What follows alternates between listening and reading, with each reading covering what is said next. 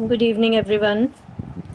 I hope सबको good कल evening वाला मैम। कल वाला सबको क्लियर हो गया। कोई यस मैम। डाउट्स? ओके, ठीक है। तो अभी अपने नेक्स्ट टॉपिक की तरफ बढ़ते हैं, which is the female infertility. और कॉजेज़ तो हमने कल देख लिए थे। अब हम चलेंगे कि what is the Ayurvedic line of treatment and कुछ सक्सेसफुल केसेस हमने आयुर्वेदा से कैसे ट्रीट किए। Let me share my screen.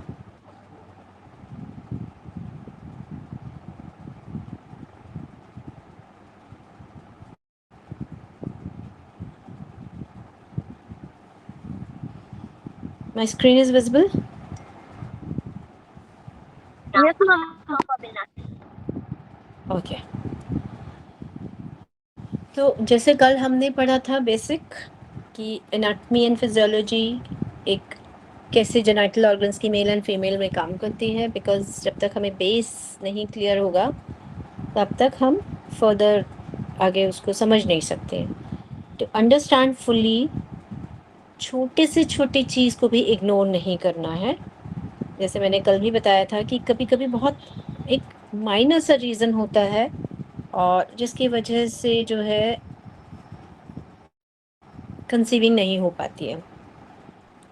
सो छोटी से छोटी चीज़ें जिसमें एनाटमी भी उतना ही मैटर करती है जितना फिजियोलॉजी, क्योंकि कभी कभी स्ट्रक्चरल डिफेक्ट हो जाते हैं और स्ट्रक्चरल डिफेक्ट की वजह से हम सब कुछ कर रहे हैं, बट एक छोटा सा स्ट्रक्चरल डिफेक्ट है। जैसे मैंने कल बताया था कि सेप्टम था, और जब तक सेप्टम को रिमूव नहीं करेंगे तब तक it's a barrier between the vaginal canal and the uterus. तो इसीलिए जब तक हम उन छोटी छोटी चीज़ों को समझेंगे नहीं, जानेंगे नहीं, तो हम आगे अपने टारगेट तक नहीं पहुंच सकते। So always try to take the full history, क्योंकि ये सब चीज़ें हिस्ट्री से ही समझ में आएंगी। हिस्ट्री लेने के बाद एक फिजिकल एग्जामिनेशन, जहाँ आपको लगता है कि सब चीज़ें ठीक हैं तो वहाँ एक फिजिकल एग्जामिनेशन भी ज़रूर करिए, जिसमें फीमेल में ब्रेस्ट का भी एग्जामिनेशन ज़रूरी है एंड विजाइनल कैनाल या विजाइनल जो है हमारा, उसके थ्रू भी एक एग्जामिनेशन ज़रूरी है। और मेल है तो मेल में भी एक बारी फिज़िकल एग्जामिनेशन ज़रूरी है। तो इन सब से हमें चीज़ें क्लियर हो जाती हैं कि yes, everything is clear, now we need to work on particular things जो भी है। तो आज हम बात करेंगे फीमेल इनफर्टिलिटी पे। मोस्ट ऑफ द टाइम ऐसा मान लिया जाता है कि the reason of the infertility is only the female जो है, अगर कंसीविंग नहीं हो रहा है तो only the female is responsible. But nowadays male infertility भी बहुत ज़्यादा राइज पर है। ऐसा नहीं है कि सिर्फ फीमेल फैक्टर्स ही। सो जब भी आपके पास कोई इनफर्टिलिटी वाला केस आता है तो हमेशा हस्बैंड और वाइफ को एक साथ इवेलुएट करिए। ऐसा नहीं कि अगर फीमेल अकेली आ रही है तो ठीक है, अगर आपके पास वो अकेली हुई आई है तो just ask her to visit with her husband next time. क्योंकि कभी कभी ऐसा होता है कि ठीक है फीमेल में इश्यूज हैं, लेकिन ऐसा नहीं है कि मेल पार्टनर में भी कोई इश्यूज नहीं हो। उसमें भी अगर कुछ ना कुछ रहते हैं तो try to treat both together. तो आज हम बात करेंगे फीमेल इनफर्टिलिटी में।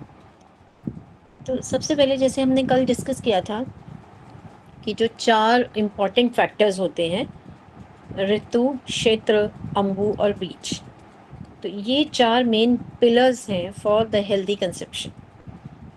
वो सब हमने कल डिटेल में डिस्कस किया था। तो अब हम जब लाइन ऑफ ट्रीटमेंट या प्रिंसिपल ऑफ द ट्रीटमेंट की अगर हम बात करें तो सबसे इम्पॉर्टेंट है, द नंबर वन इज़, अगर कोई स्पेसिफिक कॉज हमें दिखाई दे रहा है जिसकी वजह से फर्टिलिटी नहीं हो रही है, जिसमें शुक्र धातु आतव जो है उसमें अगर कोई दुष्टि दिखाई दे रही है, तो सबसे पहले उसको ट्रीट करना है। कि मतलब अगर इरेगुलर पीरियड्स है तो उसको ट्रीट करना है। जैसे बहुत बारी जो मेन हमारे पास कॉजेज़ या डिजीज़ आती हैं, PCOD which is very very common, जो पीएमओएस उसका नाम कर दिया गया है। एंडोमेट्रियोसिस जो अभी आज की डेट में पीसीओडी से भी ज़्यादा प्रॉब्लमेटिक हो गया है। एंड पीसीओडी तो फिर भी ईजियर टू ट्रीट है, but endometriosis is like very difficult. जब पेशेंट हमारे पास ग्रेड 3 या ग्रेड 4 में आता है और उसमें एनाटॉमिकल डिफेक्ट हो जाते हैं, तो उस कंडीशन में जो है ट्रीटमेंट टाइम टेकिंग भी रहता है, और कभी-कभी फिर हमें उसको आईवीएफ में ही भेजना पड़ता है।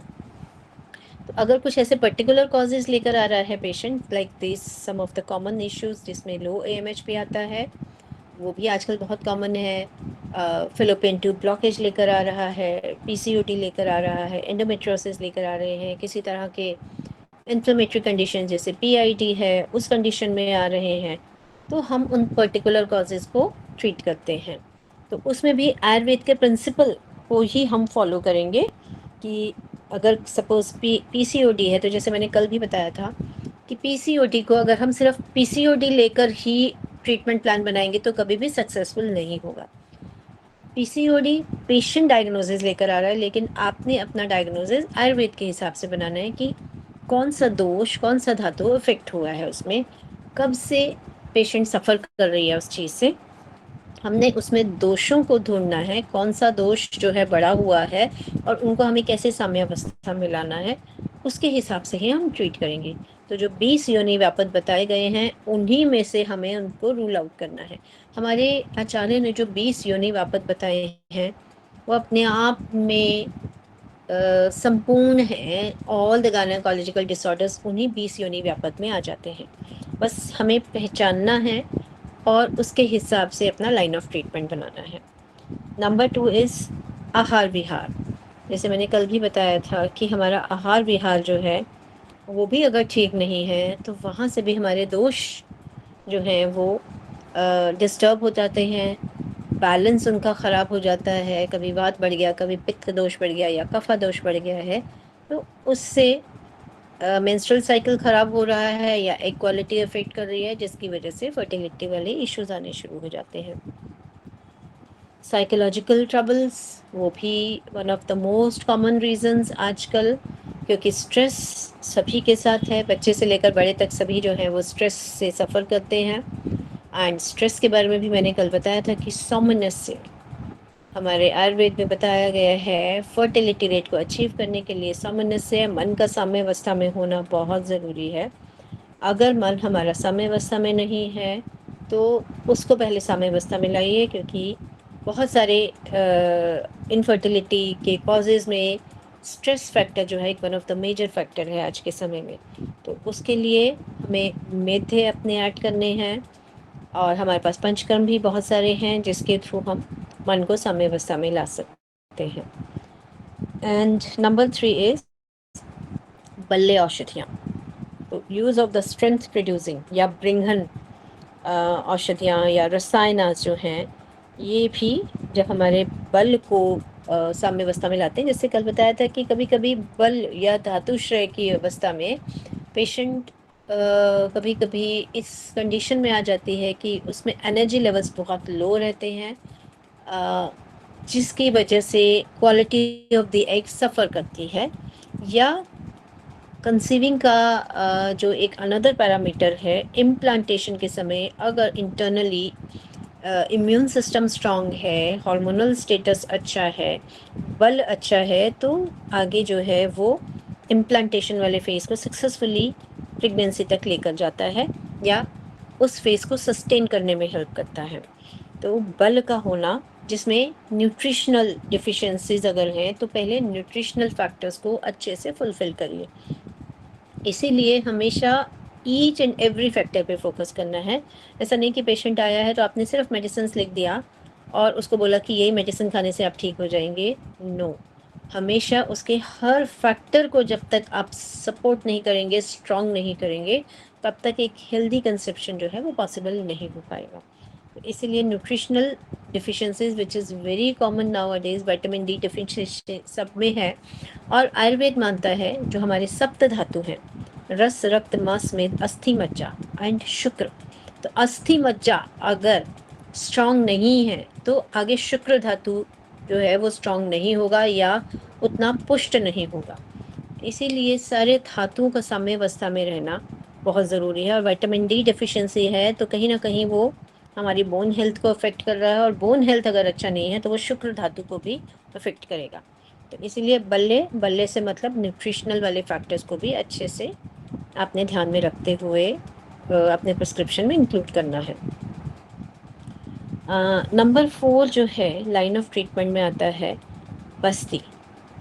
पंचकर्म तो हम सभी में करते ही हैं, जिसमें शोधन, पंचकर्म जिसको हम शोधन बोलते हैं, उसमें वमन या विरेचन तो इम्पॉर्टेंट है ही। जैसे कभी कभी हमारे पास बहुत क्रॉनिक कंडीशन में पेशेंट आ गया, या मल्टीपल आईवीएफ फेलियर लेकर आ गया, always start with the panchakarma, जिसमें अगर आपको लगता है कि कफ दोष की ज़्यादा उसमें वृद्धि है तो आप वमन करवा दीजिए, पित्त दोष की प्रधानता दिखाई दे रही है विरेचन करवा दीजिए, वात वात तो रहेगा ही। देखिए क्योंकि जेनाइटल ऑर्गन्स कहाँ प्लेस्ड हैं, वात स्थान, इसलिए बस्ती का तो बहुत ही इम्पोर्टेंट रोल है in all the cases of the infertility. लेकिन बस्ती से पहले अगर आप शोधन करवा देते हैं तो वो शोधन से अंदर जो बहुत डीप तक आम का संचय हो गया है, वो उसका जब निष्कासन होगा तो अब हम आगे जो भी प्रोसीजर्स करेंगे उससे बॉडी का एक एब्जॉर्प्शन लेवल अच्छा रहेगा, और बॉडी जब एबल टू एब्जॉर्ब समथिंग तो उसका success rate will be higher. इसीलिए हमारे जो पंचकर्मा है वो हमारा एक इतना इम्पॉर्टेंट या बेनिफिशियल टूल है हम वैद्यों के पास, कि जिसका इस्तेमाल करके हम किसी भी कंडीशन को, क्रॉनिक से क्रॉनिक कंडीशन या बहुत सारी ऐसी कंडीशन जो एलोपैथी में जिनका ट्रीटमेंट वो नहीं कर पाते हैं, हमारे पंचकर्म से उसके बहुत अच्छे हमें रिजल्ट्स मिलते हैं। तो अगर आप अपने सेंटर में पेशेंट का पंचकर्म करवा के और फिर उसके बाद ट्रीटमेंट करते हैं तो एक तो सक्सेस रेट भी हायर होगा, और जो टाइम ड्यूरेशन है, सपोज़ अगर ओरल मेडिकेशन से हमें किसी ट्रीटमेंट को सक्सेसफुली अचीव करने में 6 मंथ्स लग रहे हैं, with the help of the panchakarma वो हाफ मीन्स 3 मंथ्स में कवर अप हो जाता है। तो शोधन चिकित्सा जो है it is again very very important. और शोधन करने के बाद, वमन या विरेचन करने के बाद अगर आप बस्ती या आगे कोई भी प्रोसीजर करते हैं तो उससे रिजल्ट्स आपके जल्दी अचीव होते हैं। और बस्ती का जो रोल है वो इसलिए ज़्यादा अच्छा है क्योंकि वात स्थान में ही सारे जेनाइटल ऑर्गन्स सिचुएटेड हैं।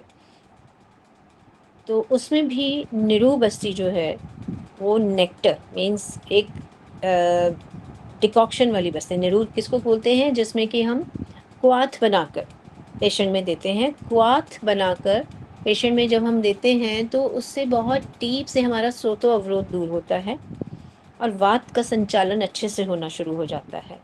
तो इनफर्टिलिटी में निरू है, अनुवासन है, हम सभी जानते हैं मात्रा बस्ती, अनुवासन बस्ती, निरू बस्ती, उत्तर बस्ती, ये सभी बस्ती के जो हैं वो टाइप्स हैं। और इन सब का पेशेंट की नीड के अकॉर्डिंग हम जब इस्तेमाल करते हैं तो रिजल्ट्स जो हैं वो बहुत अच्छे मिलने शुरू हो जाते हैं। योग बस्ती, काल बस्ती, कर्म बस्ती जो हमारे आचार्य ने बताई गई है, उसका पेशेंट की नीड के अकॉर्डिंग हम डिफरेंट डिफरेंट कंडीशंस में इस्तेमाल कर सकते हैं। काल और कर्म बस्ती तो थोड़ा डिफ़िकल्ट है क्योंकि बहुत लंबा टाइम पीरियड होता है। हाँ, अगर आपका हॉस्पिटल है पूरा, उसमें आपके पास इंडोर फैसिलिटी है तो आप उसमें वो भी दे सकते हैं, क्योंकि बस्ती जितना ज़्यादा आप देंगे उतना ही ज़्यादा वात शमन होगा और उससे रिजल्ट्स हमें बहुत जल्दी मिलेंगे। नहीं तो एटलीस्ट योग बस्ती तो आप दे ही सकते हैं। योग बस्ती में भी पेशेंट की नीड के अकॉर्डिंग, आपको लगता है कि पेशेंट में वात बहुत ज़्यादा बढ़ा हुआ है, धातुश्रय बहुत ज़्यादा है, तो उसमें आप अनुवासन ज़्यादा दीजिए। और अगर आपको लगता है पेशेंट में लेखन की ज़रूरत है, कफ की वृद्धि है जिसके कारण सोतो अवरोध है, मेद का संचय है, उस कंडीशन में आप डिकॉक्शन वाली मतलब निरू बस्ती का इस्तेमाल ज़्यादा कर सकते हैं। तो पेशेंट की नीड के अकॉर्डिंग वैद्य अपनी युक्ति से योग बस्ती में निरू ज़्यादा देना है, अनुवासन देना है, आप डिसाइड कर सकते हैं जिसमें जैसी नीड है। तो जिसको भी डिलेड पीरियड्स, इरेगुलर पीरियड्स की हिस्ट्री है, उसमें बस्ती से हमें बहुत अच्छे रिजल्ट्स मिलते हैं। इसके बाद पुंसवन संस्कार जो हमारे आचार्यों ने हमें बताया हुआ है, उसमें भी बहुत सारी औषधियाँ बताई हुई हैं। तो कभी-कभी हम गर्भ स्थापना के लिए उस पुंसवन में जो-जो औषधियाँ बताई गई हैं, उनमें से जितनी मिल सकती हैं, उसमें तो आचार्यों ने बहुत सारी रेगुलर पीरियड्स की हिस्ट्री है, उसमें बस्ती से हमें बहुत अच्छे रिजल्ट्स मिलते हैं। इसके बाद पुंसवन संस्कार जो हमारे आचार्यों ने हमें बताया हुआ है, उसमें भी बहुत सारी औषधियाँ बताई हुई हैं। तो कभी-कभी हम गर्भ स्थापना के लिए उस पुंसवन में जो-जो औषधियाँ बताई गई हैं, उनमें से जितनी मिल सकती हैं, उसमें तो आचार्यों ने बहुत सारी बताई हुई हैं, जो आपको ईज़िली अवेलेबल हो सकती हैं, उनका भी इस्तेमाल यदि आप शोधन के बाद पेशेंट में करते हैं, तो वहाँ से भी फर्टिलिटी रेट को अचीव करने में हमें रिज़ल्ट्स मिलते हैं। क्योंकि गर्भ स्थापना मेडिकेशंस जो हैं वो भी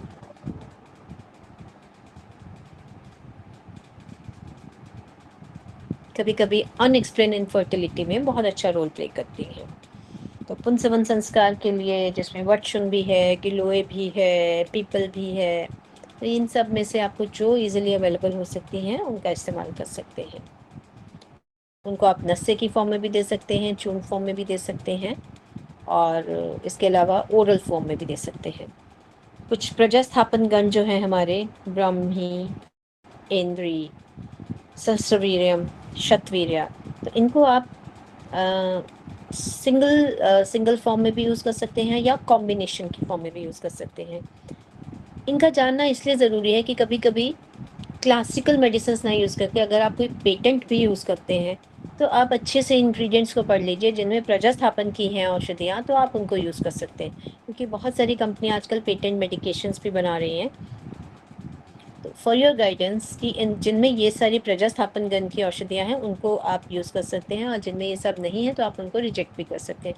बिकॉज़ आयुर्वेद के नाम में आजकल बहुत सारी फार्मास्यूटिकल कंपनीज़ बहुत कुछ बना तो रही हैं, लेकिन ऑथेंटिसिटी उनकी कितनी अच्छी है, उसपे हम ट्रस्ट नहीं कर सकते। तो do not trust on most of the patent medications. आप अपने क्लासिकल वाले कॉम्बिनेशंस पे ट्रस्ट करिए। आप पेशेंट को काढ़ा नहीं तो एटलीस्ट चूर्ण की फॉर्म में मिक्स करके दे सकते हैं और उसको घृतम के साथ अगर मॉर्निंग, इवनिंग या थ्राइस इन अ डे इस तरह के प्रजास्थापन गण को देंगे, तब भी रिजल्ट्स मिलेंगे। बट चूर्ण फॉर्म जो है वो थोड़ा-सा पेशेंट को कंज़्यूम करने में डिफ़िकल्टी आती है, इसीलिए टैबलेट फॉर्म भी ढूँढ सकते हैं। हम अपने पर्सनल लेवल पे दिव्य प्रजाशक्ति के नाम से एक मेडिसिन बनाई है टैबलेट फॉर्म में, जिसमें ये सारे प्रजास्थापन गण के साथ शतपुष्पा को हमने डाला है। तो वो फर्टिलिटी रेट को अचीव करने में भी बहुत अच्छा रिज़ल्ट देता है, लो एएमएच पे भी अच्छा काम करता है। इसके साथ-साथ हार्मोनल डिसबैलेंस, एंडोमेट्रियोसिस, पीसीओडी, उन सब में बहुत अच्छे रिजल्ट्स लेकर आ रहा है। तो ये सब प्रजास्थापन गण हैं। एक्सटर्नल यूज़ के लिए जैसे नसें बस्ती और जब हम अभ्यंगम करते हैं, तो ऐसी कौन-सी मेडिकेशंस हैं जिनको हम पेशेंट को कॉमनली बोल सकते हैं? तो उसमें महानारायण तेलम जो है, ये आप नस्से की फॉर्म में भी दे सकते हैं पेशेंट को, मात्रा बस्ती की फॉर्म में भी दे सकते हैं, अनुवासन बस्ती में भी दे सकते हैं या फिर ओरल इंटेक में दूध में मिलाकर, या आप उसको वैसे ही लेने को बोल सकते हैं। तो अगेन ओरल फॉर्म में कभी-कभी पेशेंट ऑयल या घृतम नहीं ले सकते हैं। कुछ पेशेंट्स ऐसे भी होते हैं जो बोलते हैं कि हमें घी को देखते ही स्मेल आती है या वॉमिटिंग की सेंसेशन आती है। तो उस कंडीशन में आजकल बहुत सारी आयुर्वेदिक कंपनीज़ जो हैं वो सॉफ्ट जेल लेकर आई हैं। तो आप उसको भी यूज़ कर सकते हैं। सॉफ्ट जेल की फॉर्म में भी आप कुछ रेनाउंड कंपनीज़ को ही ले सकते हैं, बिकॉज़ बहुत सारी कंपनीज़ बना रही हैं, लेकिन आप सब पे ट्रस्ट नहीं करिए। जो रेनाउंड कंपनीज़ हैं, काफ़ी सालों से इसमें काम कर रही हैं, only trust them. Shatapushpa oil, again Shatapushpa जो है ये फर्टिलिटी रेट को अचीव करने में बहुत ही अच्छा रोल प्ले करती है। शतपुष्पा से एएमएच वाले केसेस जो लो एएमएच में चले गए हैं, जो मैंने कल भी बताया था कि अगर एज के अकॉर्डिंग हम पैरामीटर्स को अगर देखेंगे तो उसमें तो हम इसको नॉर्मल पे लाते हैं, लेकिन अगर 40 प्लस की एज में भी, जहाँ एक नॉर्मल है एमएच लो में जाना, उसमें भी जब हम शतपुष्पा को यूज़ करते हैं इन डिफरेंट वेज, चाहे वो नस्य का फॉर्म हो, चाहे वो पिछुधारण का फॉर्म हो, बस्ती का फॉर्म हो, अभ्यंग के फॉर्म में हो, किसी भी फॉर्म में अगर हम शतपुष्पा का इस्तेमाल करते हैं तो रिजल्ट्स बहुत अच्छे आते हैं।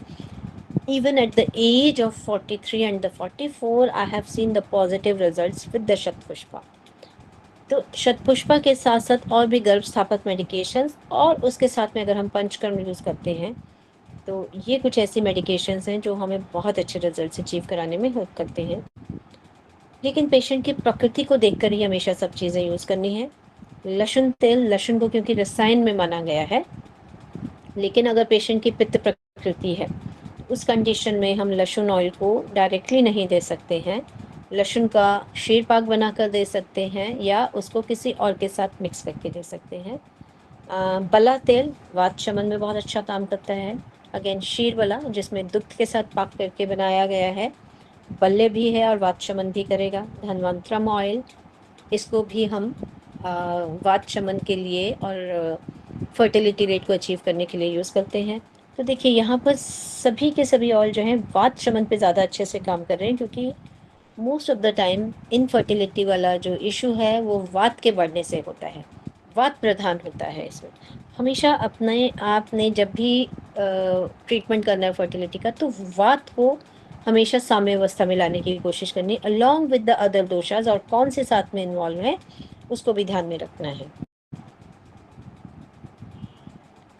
त्रिफला ऑयल त्रिदोष शमन में हेल्प करता है, रसायन की तरह भी एक्ट करता है। दशमूल एंड सहचराती, ये सब भी वात शमन की तरह एक्ट करते हैं, और बल्ले भी हैं। तो इनको आप किसी भी फॉर्म में यूज़ कर सकते हैं जैसे आपको लगता है कि पेशेंट में इस तरह की ज़रूरत है। और जो कुछ कॉमन घृतम हैं, जीवनत्यादि घृतम, जैसे नाम से ही समझ में आ रहा है जीवन देने वाला, जीवनीय गण में आता है। तो जीवनत्यादि घृतम भी, जहाँ आपको लगता है कि पोषण की भी ज़रूरत है और एक क्वालिटी भी अच्छी नहीं है या एएमएच लो है, उसमें जीवनत्यादि घृतम का इस्तेमाल कर सकते हैं। दाढ़ीमादी घृतम पित्त का शमन बहुत अच्छे से करता है। दाढ़ीमादी घृतम को पित्त शमन, जहाँ कर लग रहा है बहुत हेवी ब्लीडिंग किसी को होती है, पित्त बहुत ज़्यादा एग्रेवेटेड है, उस कंडीशन में आप दाढ़ीमादी घृतम का इस्तेमाल कर सकते हैं। अगेन आप इन घृतम का इस्तेमाल, या जो हमने अभी पीछे तेल बताए हैं उनका डिफरेंट डिफरेंट वेज में। घृतम तो ज़्यादातर हम जब पंचकर्म करते हैं, वमन या विरेचन, उस कंडीशन में घृतम का इस्तेमाल करते हैं, या फिर रसायन काल में पेशेंट को डेली बेसिस पर भी दे सकते हैं, या पिच्चू धारण में भी इस्तेमाल कर सकते हैं। कल्याण घृतम हार्मोनल डिसबैलेंस में बहुत अच्छा काम करता है। मेल सेमेन पैरामीटर्स को इम्प्रूव करने में कल्याण घृतम का बहुत अच्छा रोल है।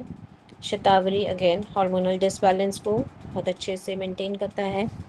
फल सर्पी, ये भी हार्मोन्स को बैलेंस करने में अच्छे से रोल प्ले करता है। नस्य की फॉर्म में भी हम इसको देते हैं। इसके साथ साथ हम इन घृतम का नाभि पूरण में भी इस्तेमाल करा सकते हैं। अगर पेशेंट ओरली नहीं ले सकता है तो आप उसको नाभि पूरण के लिए भी दे सकते हैं, क्योंकि बहुत सारे पेशेंट, जैसे मैंने बताया कि कभी कभी ऐसा बोलते हैं कि घी की स्मेल भी नहीं बर्दाश्त कर सकते, या किसी तरह उन्होंने ले लिया तो वॉमिट हो जाता है। तो आप ज़बरदस्ती पुश मत करिए, और डिफरेंट रूट्स हैं उनके थ्रू आप पेशेंट को दे सकते हैं। नाभि पूरण अच्छा उसका रूट है। अगर वो भी नहीं कर सकता तो पिच्चू धारण भी करवा सकते हैं। पिच्चू धारण से भी, क्योंकि हमारा जो विजाइनल कैनाल है इट हैज़ अ रिच वेस्कुलेचर, तो पिच्चू धारण से भी वहाँ से बॉडी में कहीं ना कहीं वो जेनिटल ऑर्गन्स को भी नरिश करेगा और सिस्टम में भी चला जाएगा। देन ब्राह्मी, जैसे मैंने बताया कि stress issues they are very common, तो ब्राह्मी घृतम स्ट्रेस को तो कम करेगा ही, साथ ही साथ प्रजा स्थापन में भी ब्राह्मी का बहुत अच्छा रोल है। तो ब्राह्मी घृतम को आप पंचकर्म में भी यूज़ कर सकते हैं जब हम स्नेहपान कराते हैं, या फिर डेली बेसिस पर रसायन काल में इस्तेमाल करा सकते हैं। कुछ कॉमन मेडिकेशंस, मैं ये नहीं कहूँगी कि यही आप इस्तेमाल करिए, लेकिन जो हम कॉमनली यूज़ कर सकते हैं, संशमनी वटी जिसमें गिलोय है, रसायन की तरह एक्ट करती है। पुष्पधनवा रस एग क्वालिटी पे अच्छा काम करती है। एंड महायोगराज गुगुल, महायोगराज गुगुल आप कहेंगे क्यों? क्योंकि वात, जैसे मैंने बताया, वात की दृष्टि फर्टिलिटी में सबसे ज़्यादा होती है, तो उस कंडीशन में महायोगराज गुगुल का बहुत अच्छा रोल है। अविपत्तिकरवटी, अविपत्तिकरवटी जो है दीपन पाचन की तरह तो एक्ट करती ही है, साथ ही साथ पित्त का शमन भी करती है, और आम का संचय जो है उसको धीरे धीरे धीरे धीरे रिजॉल्व कराती है। कि इन कंडीशन, कुछ ऐसी कंडीशंस होती हैं कि अगर आप पंचकर्म नहीं करा सकते तो पेशेंट को डेली बेसिस पर मृदु विरेचन पे रखिए। दीपन पाचन के साथ साथ कोई भी एक घृतम अगर आप उसके अपने ट्रीटमेंट प्लान में लिख देते हैं तो डेली बेसिस पर मृदु विरेचन भी अगर होता रहता है तो वहाँ से भी आम का जो संचय है वो धीरे धीरे धीरे शरीर से रिलीज होता चला जाता है। तो अविपत्तिकर वटी है, आरोग्यवर्धिनी वटी है, उसका भी आप इस्तेमाल कर सकते हैं। वो भी दीपन पाचन में बहुत अच्छा रोल उसका है, लिवर के फंक्शंस को बहुत अच्छा करती है, और धीरे धीरे शरीर से जो है मेद का संचय अगर है या आम का संचय है तो उसको भी कम करती है।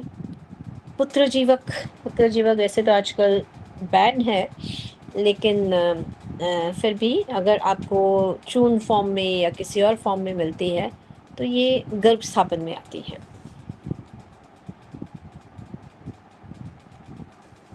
लक्ष्मणारिष्ट, लक्ष्मणा भी गर्भ स्थापन में बहुत अच्छा काम करता है। तो लक्ष्मणा ज़्यादातर लक्ष्मणारिष्ट की फॉर्म में मिलता है, आपको लक्ष्मणा चूर्ण की फॉर्म में मिल रहा है तो आप इसको भी इस्तेमाल कर सकते हैं। दशमूलारिष्ट, दशमूलारिष्ट का इसलिए बहुत अच्छा रोल है क्योंकि वात शमन को ये अच्छे से करता है।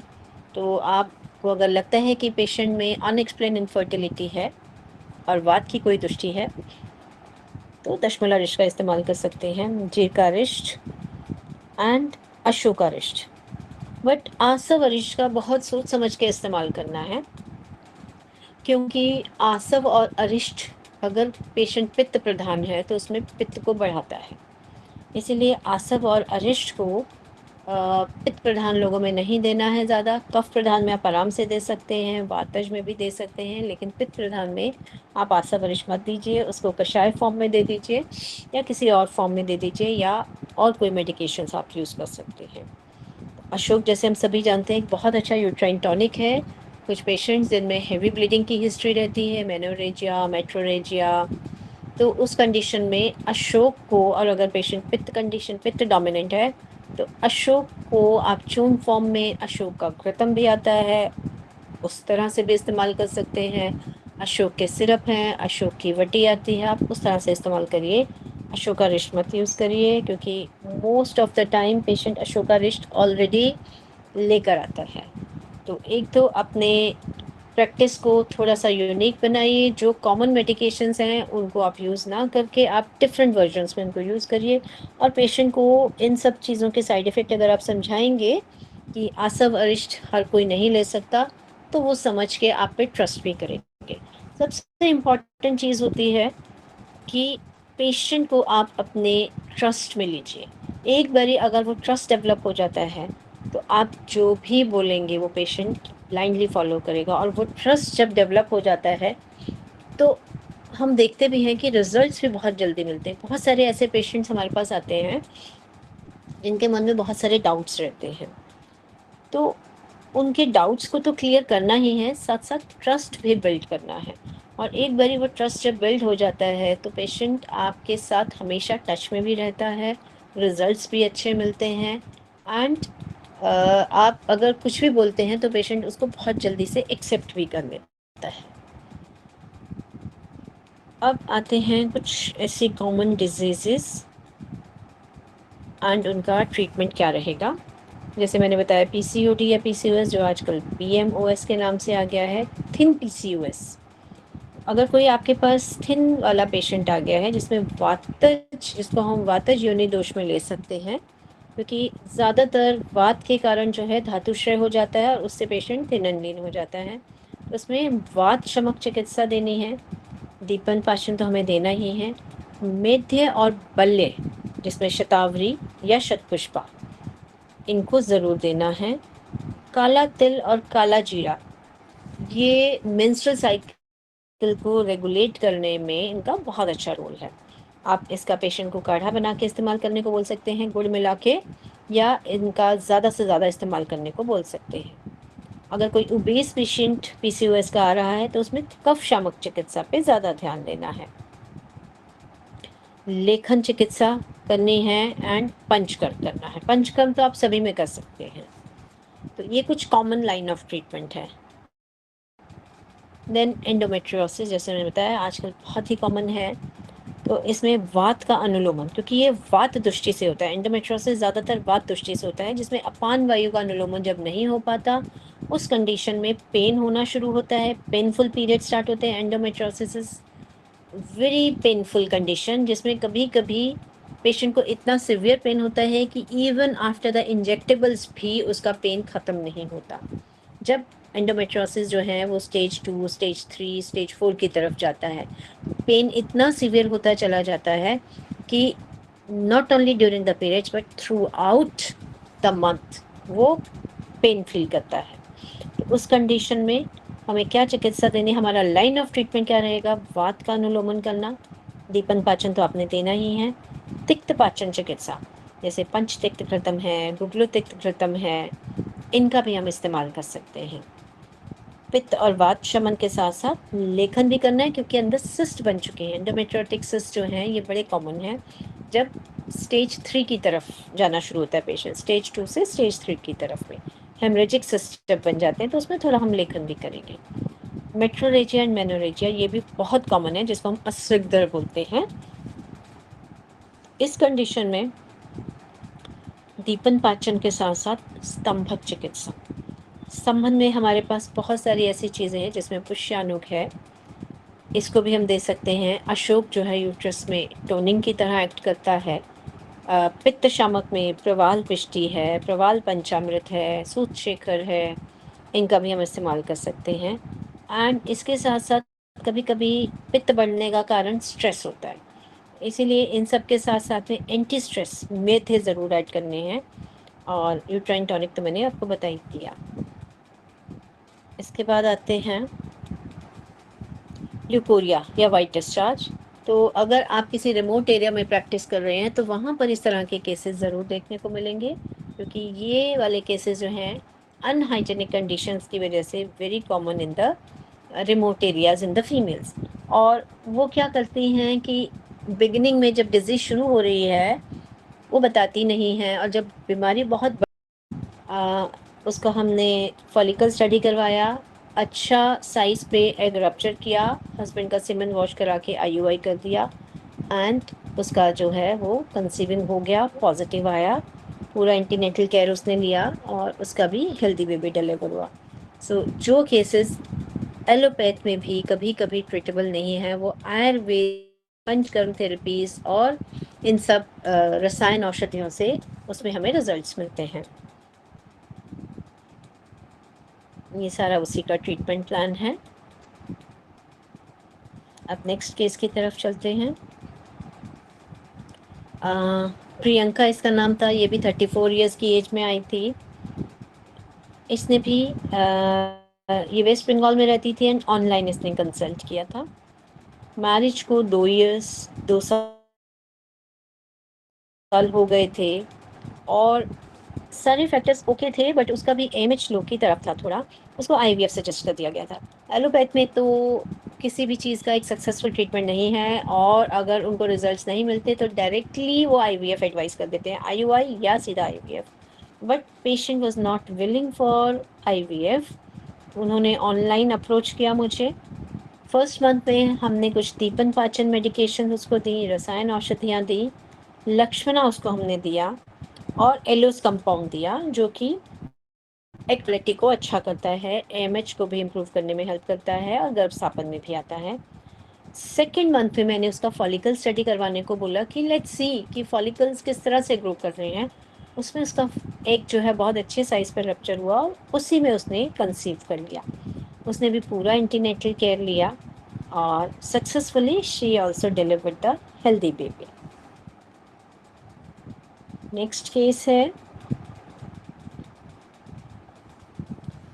ये भी 34 इयर्स की एज में हमारे पास आई और ये भी काफ़ी सालों से ट्राई कर रही थी, 7 इयर्स इसकी मैरिज को हो गए थे, प्राइमरी इनफर्टिलिटी थी, हाइपोथायरायडिज़्म की हिस्ट्री उसकी रही थी एंड एलोपैथिक मेडिकेशंस ले रही थी कंसीव करने के लिए, लेकिन कोई रिजल्ट्स नहीं उसको मिल रहे थे और उसको भी आईवीएफ के लिए बोल दिया था। उसका भी जब फॉलिकल स्टडी किया गया था एलोपैथ में, अच्छे साइज़ में एक रप्चर होता था लेकिन आगे कंसीव नहीं होता था, इसलिए उन्होंने आईवीएफ बोल दिया था।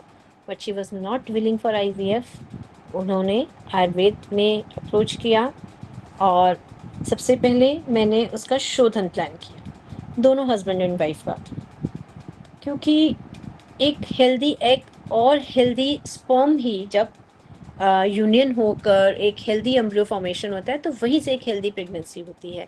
इसीलिए हमेशा हस्बैंड और वाइफ को दोनों को इक्वली ट्रीट करिए। अगर मेल पैरामीटर्स ओके भी हैं तब भी आप शुक्रवर्धक ज़रूर औषधि उसमें डालिए ताकि उसकी क्वालिटी को हम और अच्छा कर पाएँ। शोधन देने के बाद में अगेन उत्तर बस्ती प्लान किया। 2 राउंड्स उत्तर बस्ती, 2 या 3 राउंड्स उत्तर बस्ती होने के बाद में मैंने उसको सजेस्ट किया कि अब आप प्लान करिए। उस समय में उसके हस्बैंड की पोस्टिंग कहीं दूर साउथ में हो गई, वो बैंगलोर चली गई, बट वो हमेशा मेरे से टच में रही। उसके कंडीशन में ऐसा होता था कि ब्लीडिंग बहुत हेवी रहती थी, ईटी उसकी 17-18 तक बन जाती थी, मीन्स बहुत ज़्यादा उसकी थिक बन जाती थी ईटी। तो उस कंडीशन में उसको हेवी ब्लीडिंग भी रहती थी और एक इम्प्लांटेशन के लिए एक हेल्दी बेड नहीं मिल पाता था। जब भी वो फॉलिकल स्टडी करवाने जाती थी तो जो अल्ट्रासाउंड करती थी डॉक्टर, वो उसको बार बार एलोपैथ में जाने की एडवाइस देती थी कि आप क्या आयुर्वेदिक ट्रीटमेंट करवा रहे हो, आपको रिजल्ट्स नहीं मिलेंगे, आप हमारे डॉक्टर से मिलिए। बट उसका फेथ आयुर्वेद में इतना ज़्यादा था कि वो मुझे आकर बताती थी कि वो मुझे ऐसा कह रहे हैं लेकिन मुझे आयुर्वेद पे ट्रस्ट है, इसलिए आप ही ट्रीटमेंट करिए। तो 4 to 5 cycles of follicle monitoring किए, अच्छे साइज में एग बनता था, रप्चर भी होता, एंडोमेट्रियल थिकनेस बहुत ज़्यादा बन जाती थी। धीरे धीरे ट्रीट करते करते वो सब चीज़ें उसकी सक्सेसफुल हुई एंड शी सक्सेसफुली कंसीव्ड। उसका भी पूरा एंटीनेटल केयर चला। कोविड टाइम था, उसको 8th मंथ ऑफ प्रेगनेंसी में कोविड भी हो गया था, but again because her faith was with Ayurveda, उसने आयुर्वेदिक ट्रीटमेंट ही लिया और पूरा 9 मंथ्स की प्रेगनेंसी जो है उसके पूरी अच्छे से गई और लास्ट में जो है उसने एक हेल्दी मेल बेबी डिलीवर किया और अभी लास्ट ईयर उसका सेकंड बेबी भी हो गया। तब भी उसने पूरा आयुर्वेदिक एंटीनेटल केयर लिया and now she is a mother of 2 healthy babies. तो this is the potential of the Ayurveda. अगर आप पेशेंट को उस अपने ट्रस्ट में लेकर आते हैं और ट्रस्ट बिल्ड करके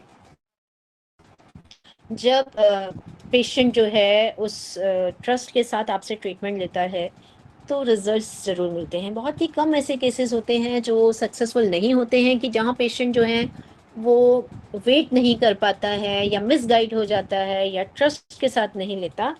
उन्हीं कंडीशंस में ऐसा होता है कि हमें रिजल्ट्स नहीं मिलते हैं, लेकिन मैंने ऐसा देखा है जो ट्रस्ट और फेथ के साथ में ट्रीटमेंट लेता है वहाँ रिजल्ट्स मिलते ही हैं। एक केस और बताती हूँ जो शायद इसमें मेंशन नहीं है, बट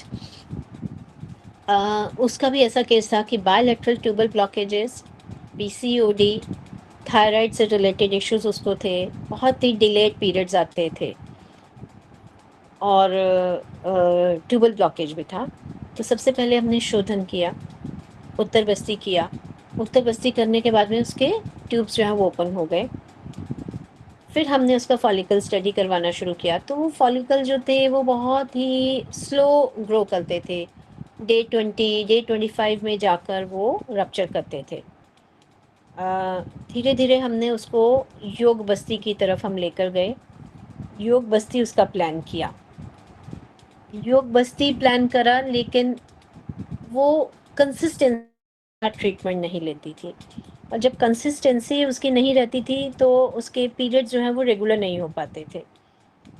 तो उस कंडीशन में वो फिर बार बार फ्रस्ट्रेट हो जाती थी कि शायद मेरे को कभी रिजल्ट नहीं मिलेंगे, मुझे कभी कंसीविंग नहीं होगा। मैं उसको ट्रस्ट में लेती थी कि ऐसा नहीं है, मिलेगा रिजल्ट, लेकिन आप थोड़ा कंसिस्टेंसी के साथ ट्रीटमेंट लो। 2 इयर्स तक वो ऑन एंड ऑफ ट्रीटमेंट लेती रही। और लास्ट में उसकी फैमिली वाले उसको प्रेशर डालते थे कि आईवीएफ करा लो, आईवीएफ करा लो। एक बारी वो शायद आईवीएफ के लिए रेडी भी हुए, लेकिन उसी समय में उनके किसी नियर फैमिली वालों के यहाँ किसी ने आईवीएफ कराया था और उनकी बेबी में कुछ एबनॉर्मेलिटीज आ गई थी, तो वो डर गए। उन्होंने बोला नहीं, अब हम आईवीएफ नहीं कराएंगे, अगर बेबी होगा तो आयुर्वेद के थ्रू ही होगा, वरना कोई बात नहीं। अगेन आई प्लान दिस योग बस्ती, जिसमें लेखन बस्ती मैंने उसका प्लान किया, क्योंकि थोड़ा सा कफ उसका जो है वो बढ़ा हुआ था। 2 राउंड्स लेखन बस्ती के किए एंड थर्ड राउंड में उसने सक्सेसफुली कंसीव किया। At the time of conception her age was 39 years. 39 years की एज में उसने सक्सेसफुली कंसीव भी किया और हेल्दी बेबी भी बॉर्न हुई। एंड अभी उसका बेबी जो ऑलमोस्ट 1 ईयर का हो गया है and she is very happy. तो इसीलिए कभी कभी टाइम लगता है, जब कभी पेशेंट जो है वो फ्रस्ट्रेट हो जाता है, बीच बीच में ट्रीटमेंट जो है वो ड्रॉप कर देता है, तो उस कंडीशन में कभी कभी टाइम लगता है। लेकिन अगर पेशेंट फुल फेथ के साथ ट्रीटमेंट करवाता चला जाता है तो रिजल्ट्स डेफिनेटली अच्छे मिलते हैं। तो this is all about the female infertility के कॉजेज हमने कल डिस्कस किए थे, लाइन ऑफ ट्रीटमेंट आज डिस्कस कर लिया, some common medications and some of the cases जो आयुर्वेद के थ्रू सक्सेसफुल हुए। तो अभी आपके कुछ डाउट्स हैं? कुछ अगर कॉमन डाउट्स हैं तो डिस्कस कर लेंगे, वरना हम लास्ट डे में भी एक डाउट क्लास रखेंगे। कुछ अगर मेन कुछ कॉमन आपको लग रहे हैं या कुछ ऐसे हैं जो आप पूछना चाहते हैं तो आप पूछ सकते हैं। हेलो। हाँ। नमस्ते मैम। नमस्ते। हाँ। हम योग बस्ती में और उत्तर बस्ती में स्पेसिफिकली कौन सी कंडीशन में कौन सी औषधियाँ यूज कर सकते हैं? देखो, औषधियाँ, there are an number of औषधियाँ इन आयुर्वेदा। आपको पेशेंट की प्रकृति के हम्म। हिसाब से इस्तेमाल करनी है। पेशेंट अगर वात ज़्यादा डोमिनेंट है तो वात शामक इस्तेमाल करिए, पित्त है तो पित्त शमन की तरफ, कफ है तो लेखन। तो एन नंबर ऑफ मेडिकेशंस हैं, हमारे शास्त्रों में आचार्यों ने बहुत सारी बताई हुई हैं। तो आप कुछ वात शमन की अपने पास रखिए, कुछ पित्त शमन की, कुछ कफ शमन की, तो उनको आप मिक्स एंड मैच करके इस्तेमाल कर सकते हैं। उत्तर बस्ती में भी बहुत सारी मेडिकेशंस मैं यूज़ करती हूँ। मैं महानारायण भी यूज़ करती हूँ, मैं सेस्टर भी यूज़ करती हूँ, फलिसल्फी भी, शतावरी भी, शतपुष्पा भी। ट्यूबल ब्लॉकेजेस हैं तो शार ऑयल भी, वो भी हम उत्तर बस्ती डिस्कस करेंगे तो बताएंगे। लेकिन मेडिसिन का कोई भी हमारे पास ऐसा नहीं है, एलोपैथ की तरह नहीं है आयुर्वेद कि 2-4 मेडिकेशन है उन्हीं को रोटेट करना है। No, we have an number of medications. Patient को देखिए और युक्ति के हिसाब से इस्तेमाल करिए। Okay, thank you ma'am. Okay. और किसी का कोई क्वेश्चन है?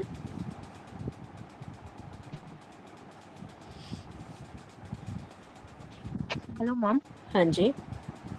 हेलो हाँ जी। हाँ जी। Ma'am, which is the right time to give uttar भर्ती मैम? Actually hello. उत्तर बस्ती भी हम डिस्कस करेंगे, उसमें करेंगे। But right time to give the uttar basti is before the ovulation and just after the periods.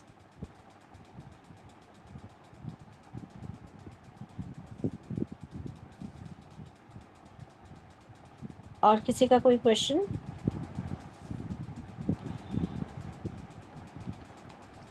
ये आपने जो विरेचन प्लान किया था मैम, वो कौन सी औषधियों से विरेचन प्लान किया था पेशेंट्स का?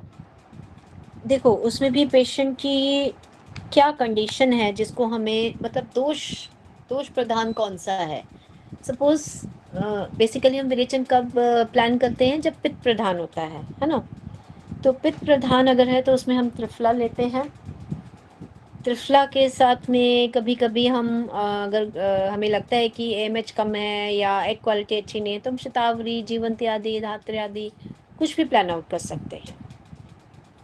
तो 5 डेज या 7 डेज का स्नेहपान कराते हैं और उसी के अकॉर्डिंग डिफरेंट डिफरेंट मेडिकेशन या स्नेहपान हम उसमें सजेस्ट करते हैं। इसमें इच्छा विधि का कैसे रहता है मैम? इच्छा भेदी मैंने यूज़ करती हूँ कभी भी, क्योंकि बहुत ही ज़्यादा वो स्ट्रांग होता है और कभी कभी उससे ब्लीडिंग हो जाती है पेशेंट को। तो मैं विरेचन कभी भी इच्छा भेदी से नहीं देती हूँ। त्रिवृत लेहम का इस्तेमाल करती हूँ, कुटकी, हरित की, जैसा पेशेंट की नीड होती है अपना उससे उसी से देते हैं। मैम, पुत्र जीवक का क्यों बैंड है मैम? पुत्र जीवक, क्योंकि देखो उसका मिसयूज होने लगा था कि लोग जो हैं उसको वो मेल बेबी के लिए या उस तरह से, जैसे पुंसवन है हमारा, पुंसवन भी तो बैन है ना, इसीलिए सरकार ने फिर उसको बैन कर दिया है। उनको लगता है कि उसको फिर इस तरह से इस्तेमाल किया जा रहा है, लेकिन गर्भ स्थापना में तो बहुत अच्छा है। Which will give best results, ma'am? Lakshmana और पुत्र जीवक का? ऐसा कुछ नहीं है कि सभी अच्छा रिजल्ट देते हैं, किसी पेशेंट में लक्षणों से बहुत अच्छे मिलते हैं, किसी में पुत्र जीवक से। तो आप जो मैंने बताया कि मेरी जो मेडिकेशन है दिव्य प्रजाशक्ति, उसमें पुत्र जीवक भी है, उसमें लक्ष्मणा भी है, उसमें शतपुष्पा भी है, उसमें शतावरी भी है। तो सबको हमने इस तरह से डाला है कि वो गर्भ स्थापना में बहुत अच्छा रोल प्ले करते हैं।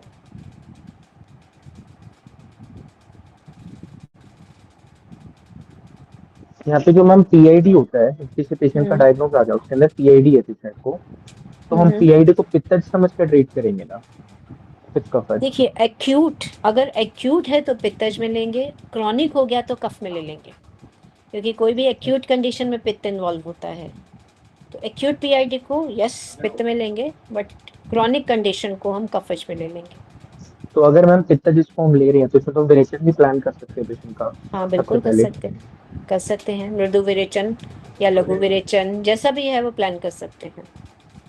ठीक है। और लेकिन जैसे मैम लेकिन हाँ जी, लेकिन कभी कभी एक्यूट कंडीशन में पेशेंट आया तो पहले उसकी उस कंडीशन को स्टेबल करना बहुत जरूरी है, क्योंकि आप सीधा पंचकर्म प्लान कर देंगे तो पेशेंट जो है वो समझ नहीं पाएगा उस चीज को। हाँ, पेशेंट तो थोड़ा सा acute स्टेबल हो जाएगा तो फिर आप प्लान भी कर सकते हैं, बट ज्यादातर पंचकर्म हम क्रॉनिक कंडीशन में ही प्लान करते हैं। तो तो अगर एक्यूट कंडीशन में आया तो एक्यूट में उसको आया हम है तो हम जैसे कुछ स्तंभन चिकित्सा और कुछ पित्त शामक चिकित्सा देंगे तो वहीं से रिजल्ट मिल जाएगा।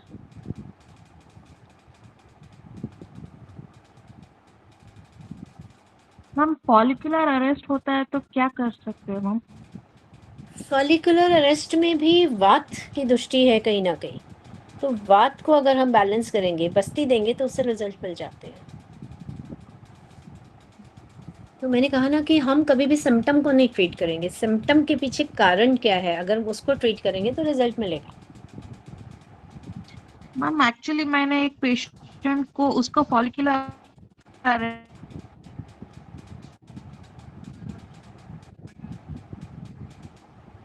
होता था ma'am repeatedly at 10 to 12 mm।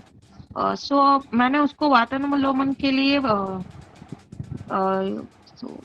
Castor oil भी दिया था मैम, गंधर्वास्तादि एरंड तैला भी दिया था उसको डेली कंजम्पशन के लिए, पर फिर भी वो रिजल्ट नहीं आ रहा है मैम। आपकी आवाज शुरू में ब्रेक हो रही थी, क्या प्रॉब्लम थी पेशेंट को? Ma'am actually patient PCOD patient अच्छा, ओके है ओके। मैम, उसको मैं ट्रीट कर रही थी तो उसका फॉलिकुलर अरेस्ट हो रहा है 10 to 12 mm में। ओके गंधर्वास्तादि तैला भी दिया था पर उसका रिजल्ट नहीं आता। ठीक है, गंधर्वास्तादि तो सिर्फ अनुलोमन पे काम करेगा, बट कहीं ना कहीं अवरोध भी तो है, अवरोध की वजह से शायद वो अरेस्ट हो रहा है, तो अवरोध को भी दूर करना है। तो आप ऐसे में बस्ती या पंचकर्म कुछ भी आप प्लान करिए, वो पेशेंट की कौन से दोष हैं उसके अकॉर्डिंग, अगर आप शोधन के बाद अगर बस्ती प्लान करेंगे तो जरूर रिजल्ट मिलेगा।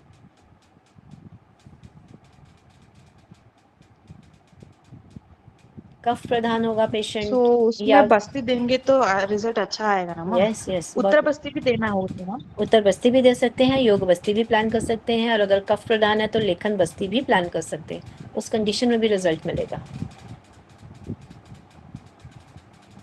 Thank you ma'am.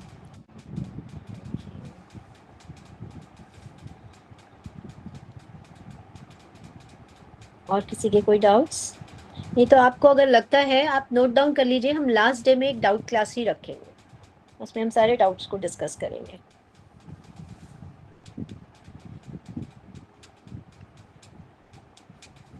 ठीक है, तो कल हम करेंगे male infertility, line of treatment and some successful cases जो हम आयुर्वेद के थ्रू हमें जिसमें रिजल्ट मिले।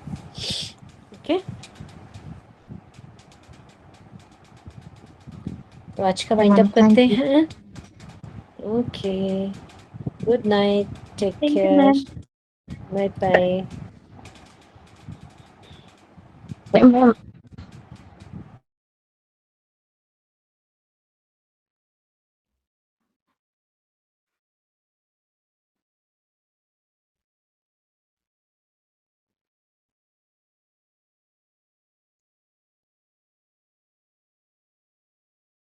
वाले केसेस जो हैं अनहाइजेनिक कंडीशंस की वजह से very common in the remote areas in the females. और वो क्या करती हैं कि बिगिनिंग में जब डिजीज शुरू हो रही है वो बताती नहीं है, और जब बीमारी बहुत बढ़ जाती है, क्रॉनिक हो जाती है, उस कंडीशन में जब आती है तो वो जल्दी से ठीक नहीं होती है। उसमें भी हमें स्तंभक औषधियाँ देनी हैं। बल्य और मेधे पे ज़्यादा ध्यान देना है। रसायन चिकित्सा एंड पिचु धारण।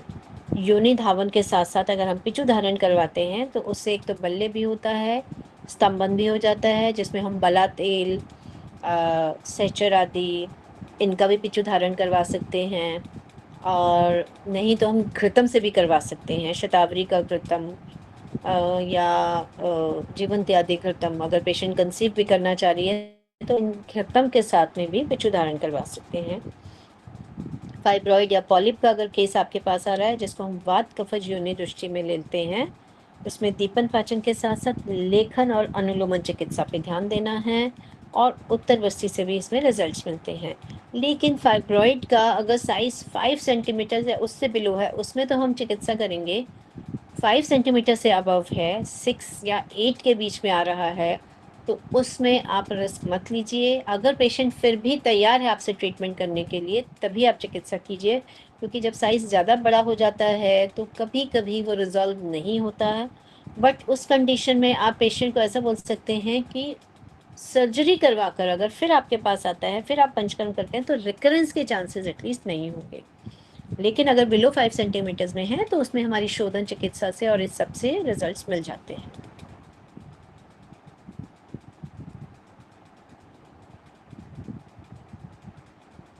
ट्यूबल ब्लॉकेज, इसमें भी लेखन चिकित्सा एंड उत्तर बस्ती विद योग बस्ती। अगर देखिए, ट्यूबल ब्लॉकेज भी 3 तरह के होते हैं कि इनिशियली कॉर्नुअल ब्लॉक है या फेमोरल ब्लॉक है। कॉर्नुअल ब्लॉक तो 1 या 2 राउंड ऑफ उत्तर बस्ती में इजीली ओपन हो जाता है, बिकॉज वो बिल्कुल बिगिनिंग में जहाँ से यूट्रस के साथ फिलोपियन ट्यूब्स मर्ज हो रही है वहीं पर है। बट फेमोरल एंड कि अगर हम यहाँ से उत्तर बस्ती कर रहे हैं, सर्विक्स के थ्रू हमने मेडिसिन को डाला, वो पहले यूट्रस में जाएगा, यूट्रस के बाद फेलोपियन ट्यूब्स को क्रॉस करते हुए जब तक फिम्ब्रिया में पहुंचेगा, वो बिल्कुल लास्ट है। इसीलिए फिम्ब्रियल ब्लॉकेजेस जो होते हैं they are little difficult to treat, लेकिन इम्पॉसिबल नहीं है। उस कंडीशन में अगर हम योग बस्ती के साथ प्लान करते हैं कि योग बस्ती विद उत्तर बस्ती, तो उसमें हमें रिजल्ट्स मिल जाते हैं। मेरे पास एक ऐसा ही केस आया था जिसमें पेशेंट जो है मेरे पास दूर से आई थी, जम्मू से आई थी, उसका बार बार आना पॉसिबल नहीं था। तो पीरियड्स के बाद ही हमने योग बस्ती के साथ उत्तर बस्ती प्लान किया, जिसमें उत्तर बस्ती को हमने डेज़ बढ़ा दिए। फर्स्ट 3 डेज़ भी दिया और लास्ट के 3 डेज़ में भी हमने दिया, और उसके एक ही साइकिल में फिम्ब्रियल ब्लॉकेजेस जो हैं वो ओपन हो गए। तो वैद्य को अपनी युक्ति के हिसाब से प्लान आउट करनी होती हैं चीज़ें। लो एमएच, जैसे मैंने कल भी बताया था, दीपन पाचन मेडिकेशन के साथ मेध्य रसायन देना है। इसमें मेध्य पे ज़्यादा फोकस करना है और साथ साथ रसायन और पोषण चिकित्सा। इसमें भी हम योग बस्ती प्लान कर सकते हैं, उत्तर बस्ती भी प्लान कर सकते हैं, कुछ ऐसी औषधियों के साथ में जो अंदर जाके पोषण को अच्छे से बॉडी में मेंटेन कर सके। अब थोड़ा सा केसेस डिस्कस कर लेते हैं। तो ये एक केस है हमारे पास।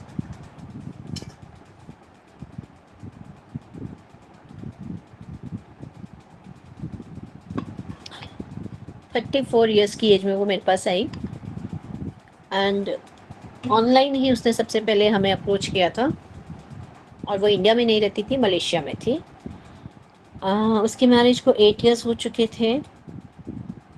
प्राइमरी इनफर्टिलिटी थी उसकी, और काफ़ी टाइम से वो ट्राई कर रही थी कंसीव करने के लिए, लेकिन in spite of all other factors okay वो कंसीव नहीं कर पा रही थी। मलेशिया में रहते हुए फिर उसने आईवीएफ के लिए प्लान किया। जब मुझे अप्रोच किया था, ऑलरेडी उसके 2 आईवीएफ के साइकिल फेल हो चुके थे। और डॉक्टर्स को वहाँ कोई रीज़न नहीं समझ में आता था, और उसके पीरियड्स भी रेगुलर थे, एएमएच काउंट भी उसका अच्छा था, सारी चीज़ें अच्छी थी। Even then she was not able to conceive. तो थर्ड आईवीएफ से पहले उसको लगा कि मैं एक डिफरेंट अप्रोच करती हूँ, थोड़ा-सा आयुर्वेदिक टच लेती हूँ। तो उस समय उसने मुझे अप्रोच किया, एंड हमने उसको पहले तो 2-3 महीने ऑनलाइन कंसल्टेशन करके कुछ रसायन चिकित्सा शुरू करी, मेडिसिन्स कोरियर करवा देते थे, जिसमें रसायन था, गर्भस्थापक कुछ मेडिकेशंस, पिच उदाहरण करवाने को उसको मैंने बोला, और उसके हस्बैंड का भी साथ ही साथ हमने ट्रीटमेंट किया। हस्बैंड के भी सीमेन पैरामीटर सब अच्छे थे, लेकिन जैसे मैंने बोला कि कब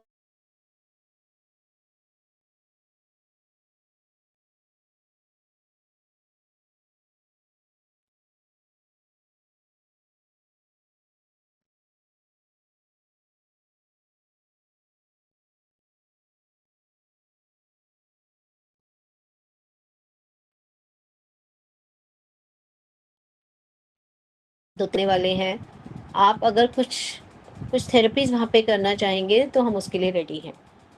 15 डेज़ के लिए उसने विज़िट किया। During those 15 days I planned virechan for her husband, और निर्मल के लिए मैंने योग बस्ती with Uttar Basti plan out किया। जिस समय वो आई उसके पीरियड्स जस्ट ओवर हुए थे, एंड 15 डेज़ के उस टाइम पीरियड में उसके हस्बैंड का हमने विरेचन प्लान कर दिया, एंड निर्मला का हमने योग बस्ती के साथ में 2 rounds of Uttar Basti suggest किया, क्योंकि 15 डेज़ के बाद वो फिर से वापस जा रही थी। और ये ट्रीटमेंट करने के बाद में उसको मैंने कुछ रसायन औषधियाँ और गर्भस्थापक देकर वो चली गई, एंड नेक्स्ट साइकिल उसका नहीं आया, और वहीं उसने कंसीव कर लिया। So this is the potential of Ayurvediya panchakarma. जैसे मैंने बताया कि पंचकर्म के साथ हमें रिजल्ट्स जल्दी मिलते हैं। अगर हम ओरल मेडिकेशंस भी देते तो भी उसको रिजल्ट्स मिलते, लेकिन पंचकर्म की हेल्प से श्रोतो-अवरोध तुरंत दूर हुआ, जिसकी वजह से उसको बहुत जल्दी रिजल्ट्स मिल गए। ऑलरेडी जो वो पहले मेडिसिन्स ले रही थी, उससे उसका शरीर में थोड़ा-सा मेद्य और रसायन औषधियाँ जो गई थी, उसके कारण उसको रिजल्ट्स मिलने में हमें जो है वो जल्दी से उसको रिजल्ट्स मिल गए, और उसने कंसीव कर लिया। पूरे 9 मंथ्स उसने एंटीनेटल केयर जो है वो आयुर्वेद से लिया, और 9 मंथ्स के बाद she delivered the healthy male baby. Next case की तरफ चलते हैं। प्रीति 33 इयर्स की एज जब उसकी थी तब वो मेरे पास आई थी, एंड उसकी बहुत ही ख़राब ऑब्स्टेटिक हिस्ट्री रही थी। We can say the BOH, the bad obstetric history. Early उसके 2 मिसकैरेजेस हो चुके थे, जिसमें जब फर्स्ट टाइम उसने कंसीव किया था तो कार्डियक एक्टिविटी नहीं आई थी। सेकेंड टाइम जब उसने कंसीव किया तो उसको एक्टॉपिक हो गई, but she was able to save her tubes, क्योंकि बहुत अर्ली में ही जब उसको पता चल गया तो उसने उनको she was able to just save the tubes. करना चाह रहा है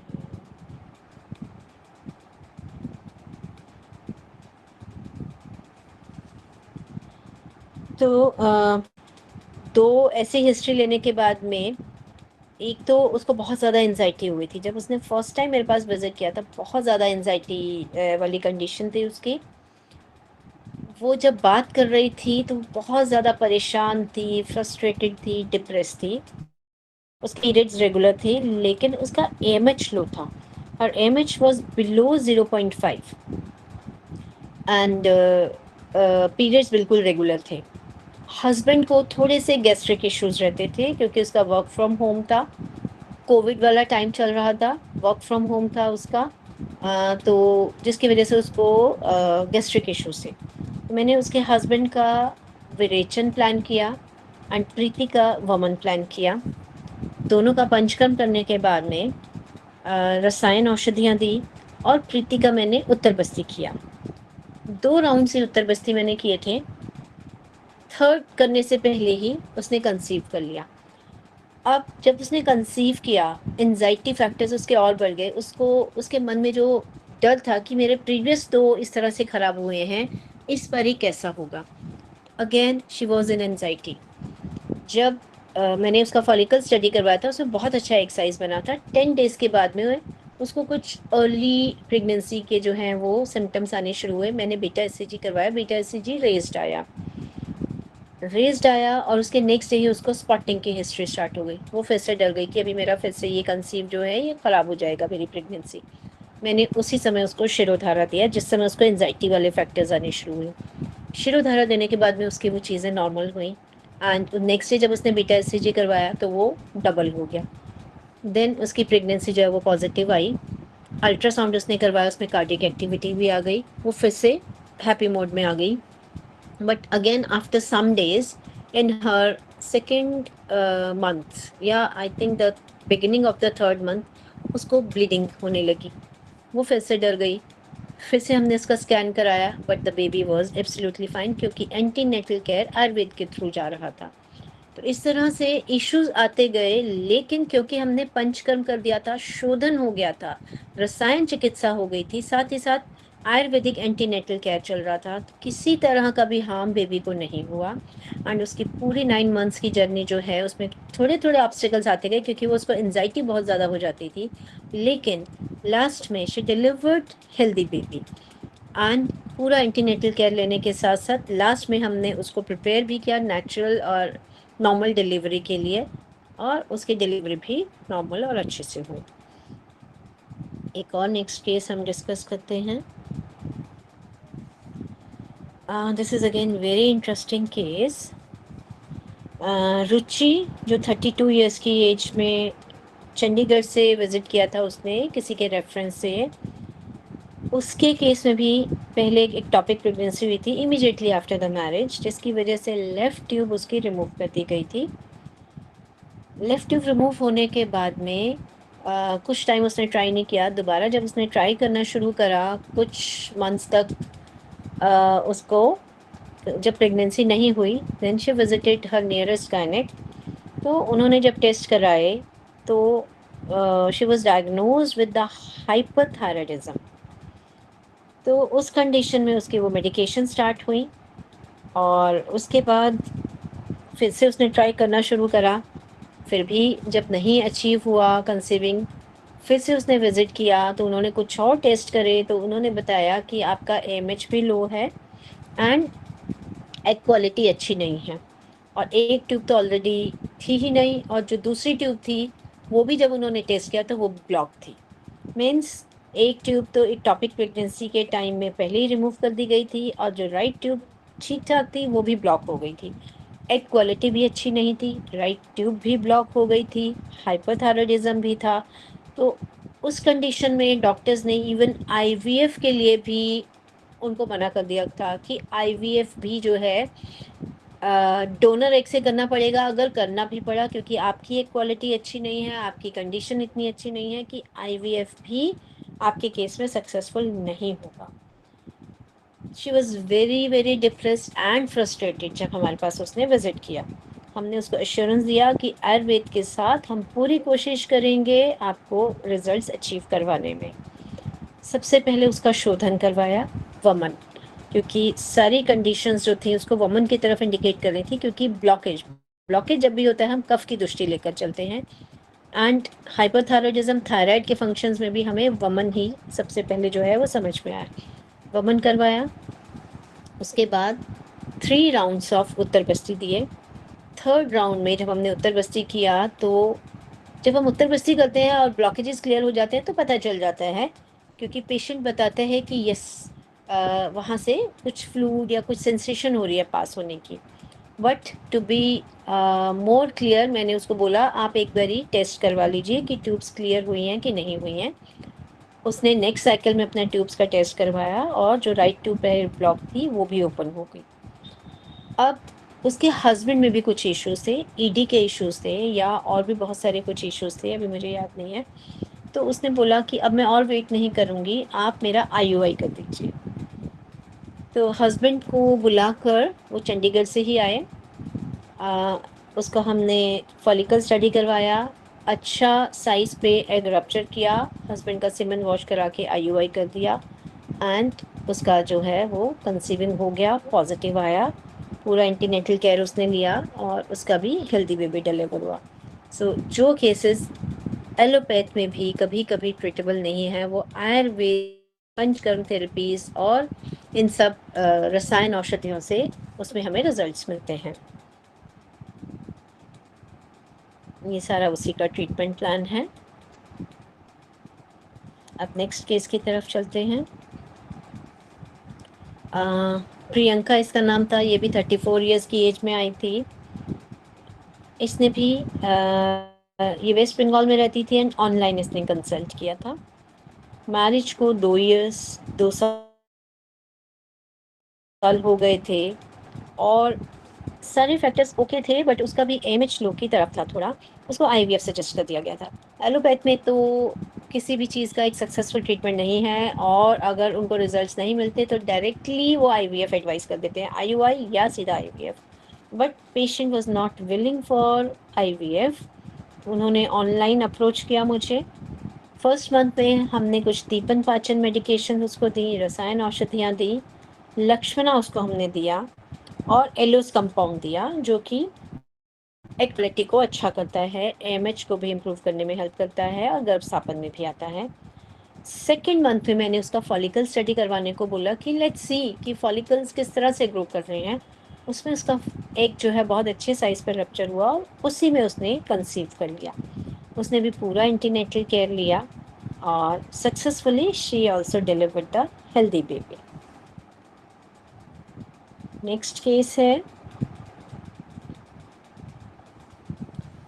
ये भी 34 इयर्स की एज में हमारे पास आई और ये भी काफ़ी सालों से ट्राई कर रही थी। 7 इयर्स इसकी मैरिज को हो गए थे, प्राइमरी इनफर्टिलिटी थी, हाइपोथायराइडिज्म की हिस्ट्री उसकी रही थी एंड एलोपैथिक मेडिकेशंस ले रही थी कंसीव करने के लिए, लेकिन कोई रिजल्ट्स नहीं उसको मिल रहे थे और उसको भी आईवीएफ के लिए बोल दिया था। उसका भी जब फॉलिकल स्टडी किया गया था एलोपैथ में, अच्छे साइज़ में एक रप्चर होता था लेकिन आगे कंसीव नहीं होता था, इसलिए उन्होंने आईवीएफ बोल दिया था। But she was not willing for IVF. उन्होंने आयुर्वेद में अप्रोच किया और सबसे पहले मैंने उसका शोधन प्लान किया, दोनों हस्बैंड एंड वाइफ का, क्योंकि